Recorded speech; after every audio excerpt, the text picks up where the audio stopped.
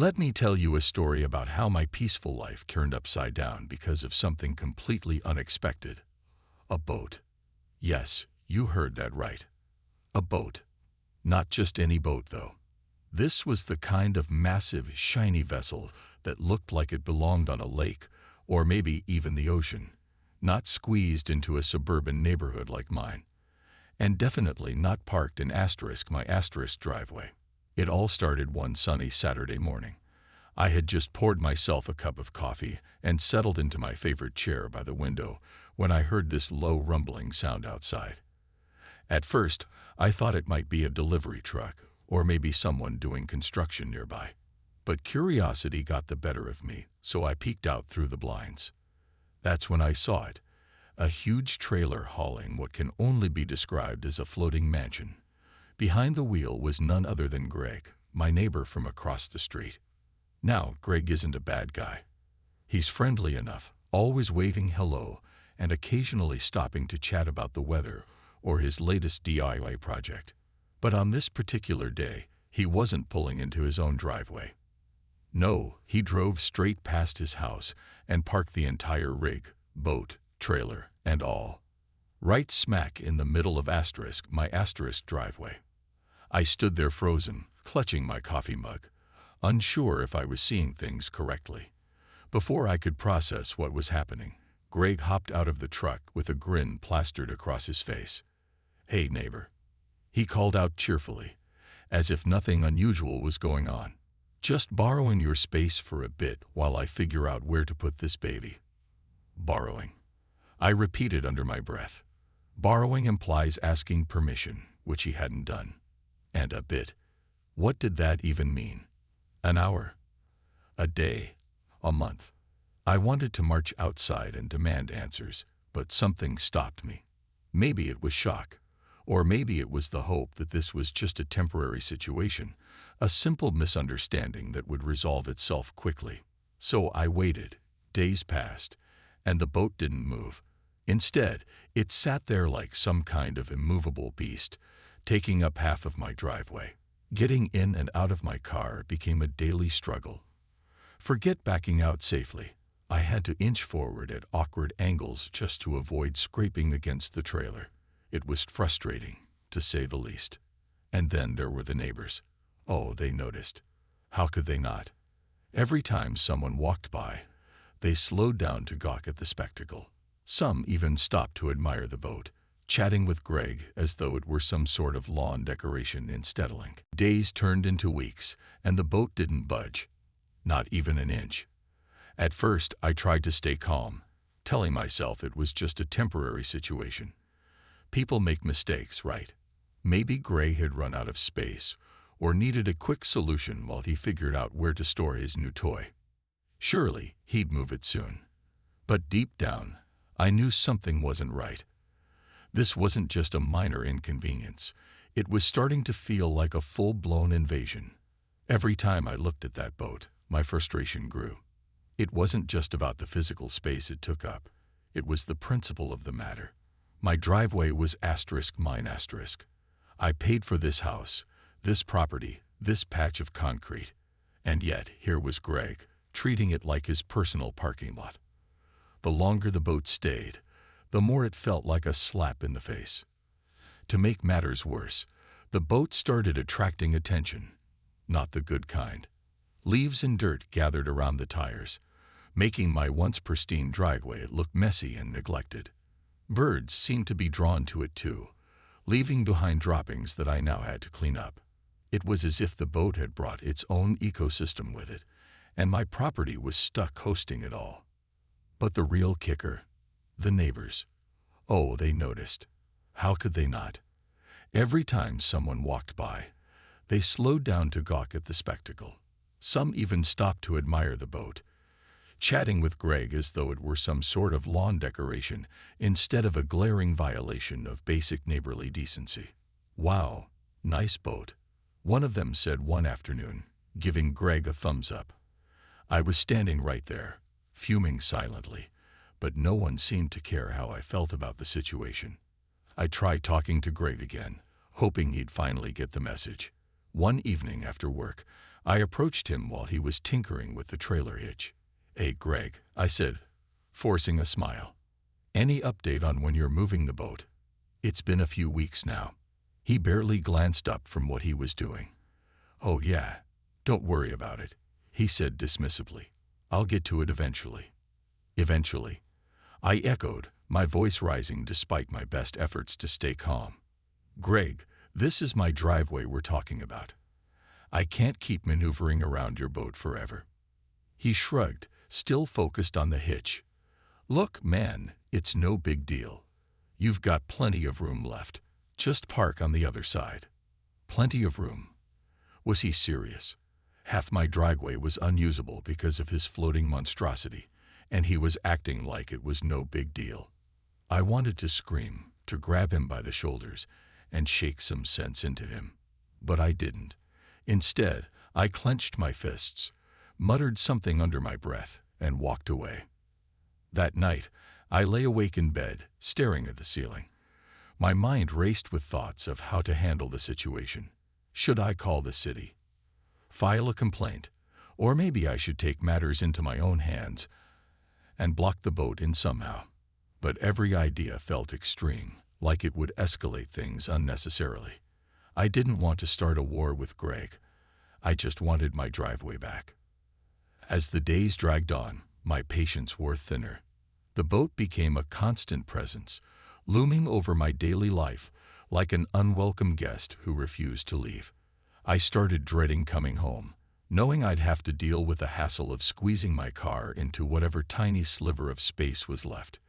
Even simple tasks, like loading groceries into the trunk, felt like a chore because of the awkward angles I had to navigate. And then there was the emotional toll. Every time I saw Greg outside, watering his plants or chatting with another neighbor, I felt a mix of anger and helplessness. Why couldn't he see how much this was affecting me? Didn't he care? Or was he just oblivious to the chaos he'd unleashed? By the end of the second week, I realized something had to change. Polite conversations weren't working. Waiting patiently wasn't working. If I wanted my driveway back, I needed to take a stand. But how far was I willing to go? The frustration had been building inside me for weeks, and by the third week, it reached a boiling point. I couldn't take it anymore. My driveway was still half occupied by Greg's boat, and every day that passed felt like a personal insult. I wasn't just upset. I was angry. Really angry. It was time to confront Greg head-on. No more beating around the bush. One evening after work, I stormed over to his house. The sun was setting, casting long shadows across the street, but I didn't care about the picturesque scene. All I could think about was that boat sitting smugly in my driveway. Greg was outside, leaning against his truck with a beer in hand, looking as relaxed as ever. He glanced up when he saw me approaching and gave me a lazy wave. "Hey, neighbor," he said, clearly oblivious to the storm brewing inside me. "What's up?" I stopped a few feet away from him, crossing my arms over my chest. "We need to talk about your boat," I said, my voice tight with barely contained irritation. Greg raised an eyebrow, but didn't seem too concerned. "Oh yeah? What about it?" "What about it?" I repeated, incredulous. "It's been sitting in my driveway for weeks, Greg. Weeks. Don't you think it's time to move it?" He chuckled, like this was some kind of joke. "Come on, man, relax. You've got plenty of room left. It's not like it's taking up the whole driveway." "Not the whole driveway," I snapped, throwing my hands in the air. "Are you serious right now? Half my driveway is unusable because of your floating eyesore." Greg's smile faltered for a moment, but he quickly recovered. "Look, I get it. Okay. It's temporary. I'll move it eventually." "Eventually," I echoed, my voice rising. "That's what you keep saying, Greg. Eventually. But when exactly is eventually? Tomorrow? Next month? Never?" He shrugged, sipping his beer casually. "I don't know, man. Just give me a little more time." A little more time. That phrase sent me spiraling. How much time did he need? Was he planning to leave it there forever? The more he spoke, the angrier I became. Here I was, standing in front of him, practically begging for my own property back, and he acted like it was no big deal. Like I was the unreasonable one. "You're unbelievable," I muttered, shaking my head. "This isn't your driveway, Greg. It's mine, and I'm done waiting. You need to move that boat now." For a brief second, I thought I saw a flicker of guilt cross his face, but then he shrugged again, dismissing my words like they were nothing. All right. I hear you," he said, though his tone suggested otherwise. "I'll figure something out." But I'd heard that line before, and it meant nothing. Empty promises. I clenched my fists, resisting the urge to say something I'd regret. Instead, I turned on my heel and marched back to my house, fuming. That night, I lay awake in bed, staring at the ceiling. My mind raced with thoughts of how to handle the situation. Clearly, polite conversation wasn't working. Greg either didn't care or didn't understand how much this was affecting me. Something had to change, but what? I started imagining ridiculous scenarios, things I'd never actually do, but they made me feel better in the moment. What if I woke up early one morning and moved the boat myself? Or what if I called a towing company and had it hauled away while Greg was at work? Of course, those ideas were extreme and probably illegal, but they gave me a twisted sense of satisfaction. As the hours ticked by, I realized I needed a plan, a real one. If Greg wasn't going to listen to reason, maybe someone else would. Someone with authority. Someone who could force him to comply. That's when it hit me. The homeowners association. They had rules about these kinds of things, didn't they? Rules about driveways and property lines, and keeping the neighborhood orderly. Maybe they could step in where I had failed. The idea gave me a small glimmer of hope. For the first time in weeks, I felt like I had a path forward. It wasn't guaranteed to work, but it was better than doing nothing. As I drifted off to sleep, I resolved to draft a formal complaint to the HOA first thing in the morning. If Greg wouldn't respect my space, perhaps the HOA would make him. The next morning, I sat down at my kitchen table with a cup of coffee and opened my laptop. My hands hovered over the keyboard as I stared at the blank email draft. This was it, the moment I decided to take things to the next level. Writing to the homeowners association felt like a big step, but I knew I couldn't keep letting Greg walk all over me. Literally. I started by explaining the situation as clearly as possible. "Dear HOA Board," I typed, "I am writing to bring to your attention an ongoing issue involving my neighbor, Greg, and his boat." As I wrote, I tried to stay calm and professional, even though every sentence felt like it carried weeks of pent-up frustration. I described how the boat had been parked in my driveway for over 3 weeks, despite repeated requests for Greg to move it. I emphasized that this wasn't just inconvenient, it violated community guidelines about property use and respect for shared spaces. When I hit send, I felt a mix of relief and nervousness. Relief because I'd finally taken action, and nervousness because I didn't know how Greg or the HOA would respond. Would they side with me? Or would they brush it off like Greg had? To my surprise, the HOA replied within 2 days. Their response was firm and direct. A letter addressed to Greg, citing multiple violations of community rules and demanding immediate removal of the boat from my driveway. I read the letter twice, hardly believing what I was seeing. For the first time in weeks, I allowed myself to feel hopeful. Maybe this nightmare was finally coming to an end. But Greg wasn't ready to give up without a fight. The following weekend, I ran into him while checking the mail. He looked different. Gone was the carefree attitude he'd worn so effortlessly before. Instead, there was a hint of defensiveness in his posture, his jaw tight as he approached me. "Hey," he said. His tone clipped. "I got the HOA's letter." "Oh," I replied, trying to sound casual but failing miserably. "What did it say?" He hesitated, then let out a humorless laugh. "They're threatening fines if I don't move the boat." Can you believe that? Part of me wanted to scream. Yes, I can believe it. It's about time someone held you accountable. Asterisk, but I bit my tongue and kept my expression neutral.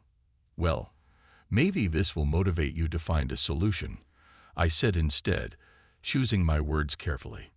It's not like I haven't been asking nicely for weeks. Greg's face darkened, and for a moment I thought he might argue or lash out.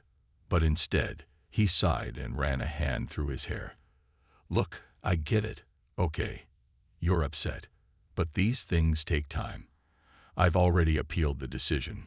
So we'll see what happens. Appealed? My stomach sank. Of course, he'd find a way to drag this out even further.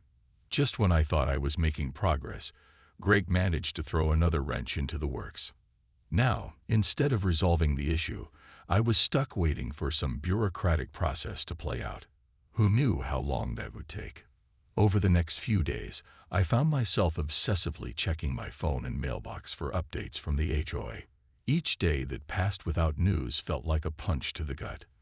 Meanwhile, the boat remained stubbornly parked in my driveway, a constant reminder of everything that was wrong. It wasn't just the physical presence of the boat anymore. It was the uncertainty, the endless back and forth, the feeling that no matter what I did, I couldn't regain control of my own space. One evening, as I stood in my living room staring out the window at the offending vessel, Claire walked in and placed a comforting hand on my shoulder. "You okay?" she asked softly. I shook my head, exhaling sharply. "No, I'm not okay. This whole thing is ridiculous. How hard is it to move a boat?" Claire didn't have an answer, and neither did I. All I knew was that I was tired. Tired of fighting, tired of waiting, tired of feeling powerless. But deep down, I also knew I couldn't give up. If Greg thought he could wear me down, he was wrong. I was going to see this through, no matter how long it took. And so, I waited for the HOA's decision, for Greg to make his next move, for something, anything, to change. Because one thing was certain, this battle wasn't over yet. As the days dragged on, my frustration reached new heights. The HOA's letter had given me a glimmer of hope, but Greg's appeal meant nothing was resolved yet. Every morning, I woke up expecting to see the boat gone, only to find it still sitting there like an immovable boulder in my driveway. It felt like being stuck in some kind of never-ending loop, and I couldn't take it anymore. That's when I decided to take matters into my own hands. Well, as much as I could without crossing any lines. If Greg wasn't going to listen, and if the HOA process was dragging its feet, then I needed to document everything. Proof, evidence, whatever you wanted to call it. I wanted to make sure there was no room for doubt about how long this had been going on or how unreasonable Greg was being. I started taking photos every day, from different angles, at different times of the day, capturing the boat from every possible perspective. I even bought a small security camera that I discreetly installed near my garage. At first, I told myself it was just for peace of mind. But deep down, I knew it was also a way to protect myself. If things escalated further, if Greg tried to deny responsibility or twist the story, I'd have proof. But documenting the boat wasn't enough. I began keeping a detailed log too. Dates, times, conversations with Greg, attempts to resolve the issue. It all went into a notebook that I kept tucked away in a drawer. Writing it down helped me feel like I was regaining some control, even if the boat itself was still there, mocking me silently. Then came the day when Greg threw a backyard barbecue party. He invited half the neighborhood, or so it seemed, and turned his yard into a mini festival. Music blared, laughter echoed through the streets, and the smell of grilled burgers wafted into my house. Normally, I wouldn't have minded.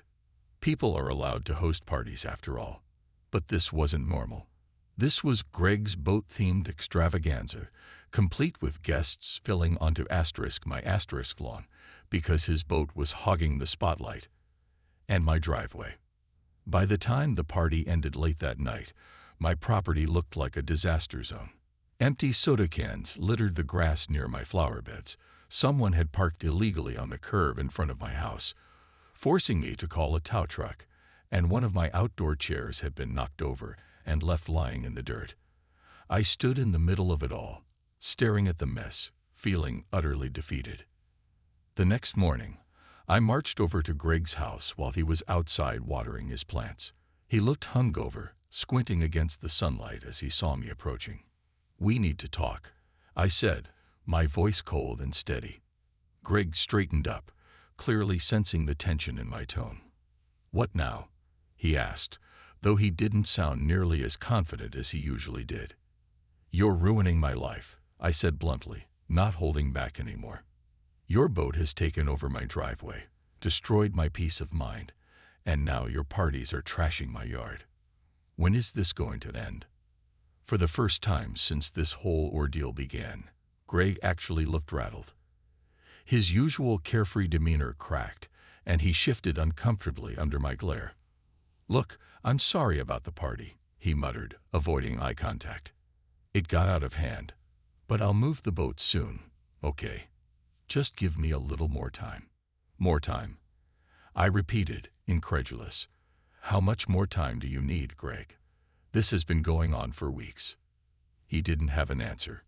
Instead, he mumbled something vague and retreated inside, leaving me standing there fuming. As I walked back to my house, I realized something important. Greg finally understood that I wasn't going to back down. For the first time, I saw a crack in his armor. Maybe, just maybe, the tide was starting to turn in my favor. Still, I knew better than to celebrate prematurely. Until that boat was gone, nothing was truly resolved. So I returned to my routine, documenting, waiting, and preparing for whatever came next. Whatever it took, I was ready. The final straw came on a rainy Tuesday afternoon, and trust me, it wasn't just the weather that made my blood boil. I had spent the morning running errands, groceries, dry cleaning, the usual stuff, and was looking forward to coming home, parking my car, and finally relaxing for a bit. But as I turned onto my street, my heart sank. There, in front of my house, was a U-Haul truck. Not Greg's usual towing rig, but an actual moving truck, parked haphazardly across what little space remained of my driveway. I pulled up behind it, gripping the steering wheel so tightly my knuckles turned white. What now? I thought bitterly. Was this some kind of joke? Climbing out of my car, I sloshed through puddles toward the truck, where two men were unloading furniture, not ordinary furniture, but oversized cushions, coolers, and other accessories clearly meant for the boat. My stomach churned as I realized what was happening. Greg wasn't just using my driveway as a temporary parking spot anymore. He was turning it into his personal storage facility. That's when I saw him. Greg emerged from his house wearing a raincoat, directing the movers like he owned the place, or rather, like he owned my place. His face lit up with fake cheer when he spotted me standing there, soaked to the bone and seething with rage. "Hey, neighbor," he called out, raising his voice over the patter of rain. Perfect timing.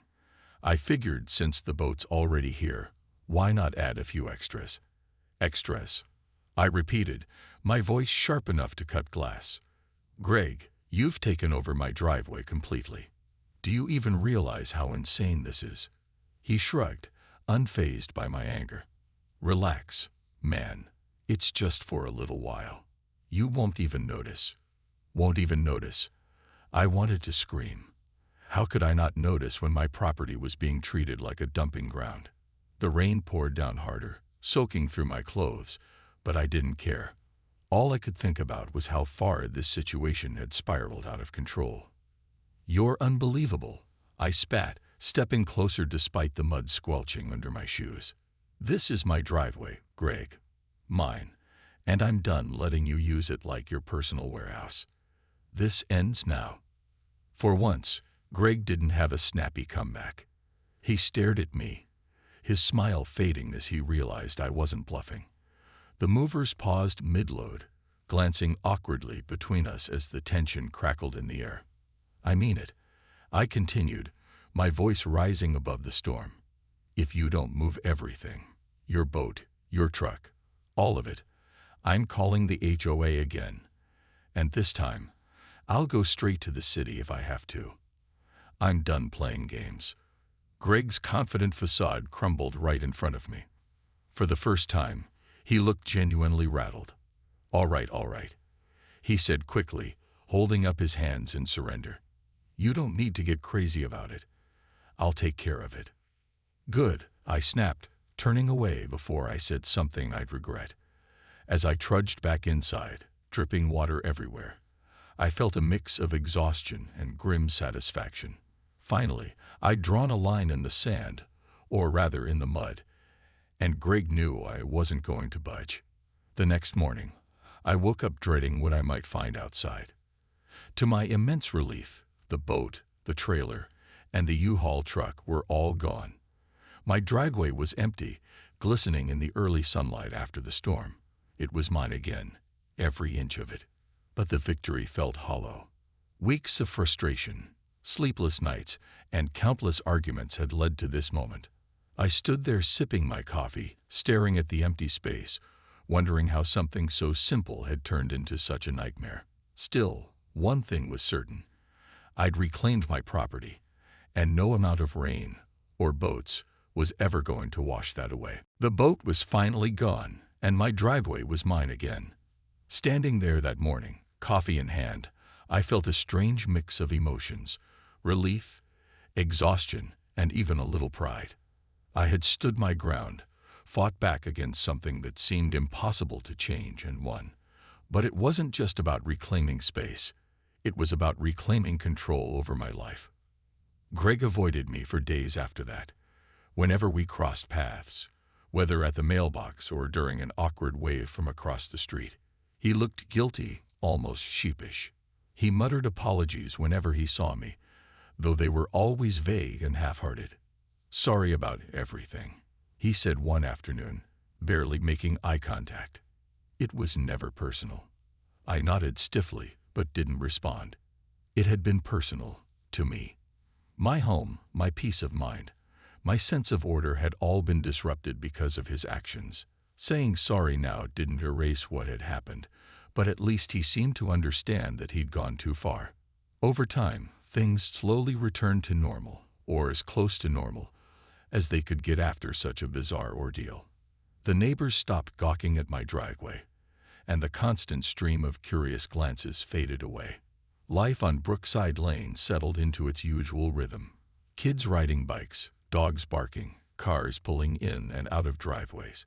But every time I pulled into my driveway, I couldn't help but glance toward Greg's house, half expecting another maritime invasion. Old habits die hard, I guess.